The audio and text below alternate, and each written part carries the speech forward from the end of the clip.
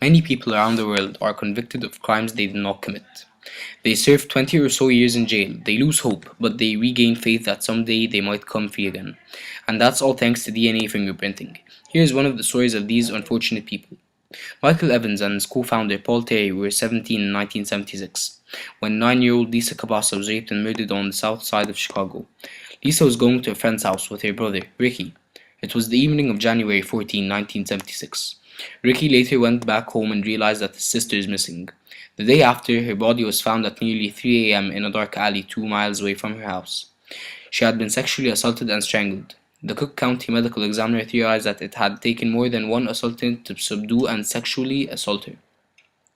4 days after the death of Lisa, a 32-year-old working lady at the local real estate office named Judith found an advertisement regarding the Lisa Cabasa case that offered $5,000 for evidence. She was questioned by the cops, and she told them that at approximately 6:37 p.m. on January 14, she had seen two black youths struggling with a young white girl. From descriptions she provided, the police prepared composite sketches of two young black men. Over the next few weeks, Judith identified one of the youths as Michael Evans. Police arrested Evans the next day and he was indicted for rape, kidnapping, and murder. Paul Terry and James Davis, friends and neighbors of Michael Evans, are also implicated in the Lisa Cabasa case. In November 1976, Judith identified Terry and Davis in a lineup. Based solely on the lineup identifications, the Cook County State's Attorney Office accused Terry and Davis with rape, kidnapping, and murder. Judith was at work at the same time she initially claimed to have seen the men with the little girl. Police solved the lack of similarity between the sexual assault and Judith's words by changing their time records to make it appear that the abduction occurred later than the members of the Cabasa family had reported. Judge Strayhorn found Evans guilty on June 1796. The prosecution announced that Judith had received money from the state attorney's office. Before the trial, prosecutors dropped the charges against Davis.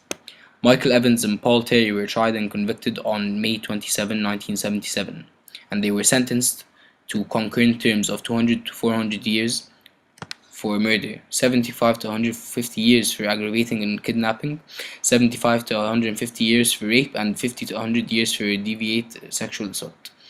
If you don't know what concurrent means, concurrent means that it's existing or happening at the same time. So all these terms were happening at the same time. Illinois Appellate Court affirmed that convictions holding that Judith's testimony was in fact not true or doubtful. They believed she did all that just for the sake of the money. Thomas Bean, the attorney, wanted the defense wanted to center on wrongful conviction staff counsel to look into the possibility of obtaining DNA testing on semen recording from the victims. In September of 2002, DNA results excluded Evans, Terry, and Davis as sources of the semen. However, it was not until August 22, 2003 that prosecutors dismissed the charges and Evans and Terry were freed. RFLP, which means Restriction Fragment Length Polymorphism, is the way that they found out how they should free Evans and Terry. And there are a lot of steps to RFLP, and I'm gonna state them right now. First, you have to pour the restriction enzymes into the DNA. They work like scissors, cutting the DNA into fragments. Some fragments will be longer, but others are short. You pour the DNA into the acrose gel. This gel acts as a stainer that lets smaller DNA fragments to sink faster than the later forms a DNA fingerprint in the same format. Electrophoresis moves the molecules of the DNA via an electric current. The DNA has a negative charge, so it pulls down the bottom of the tray, but the smaller the fragment, the faster it is pulled down. They are distributed according to their length. Placing a nylon membrane on top of the gel will move the DNA from thin agarose gel to a nylon membrane that acts like a sheet of paper. The probes are then added to the nylon membrane, acting as a coded sequence that identifies the DNA. The radioactivity of the probes are extracted to an X-ray film. When applied to the nylon membrane, the DNA is later created when you insert the X-ray film into the developer.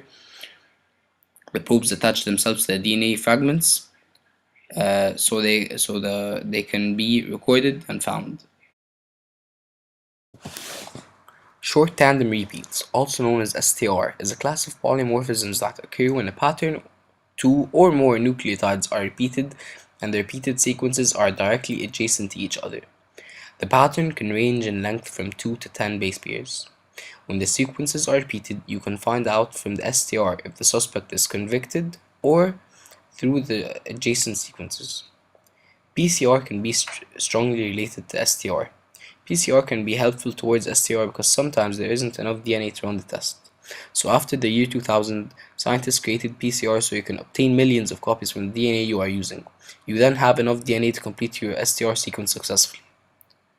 CODIS, also known as FBI Combined DNA Index System, is a computer software program that operates local, state, and national databases of DNA profiles from convicted offenders, unsolved crime scene evidence, and missing people. CODIS has found matches that have linked serial cases to each other in cases that have been solved by CODIS for thousands and thousands of crime scenes. CODIS is created for the purpose of finding and pairing the offenders and suspects of a particular crime scene nationwide. There are two sectors towards CODIS: Convicted Offender Index and Forensic Index.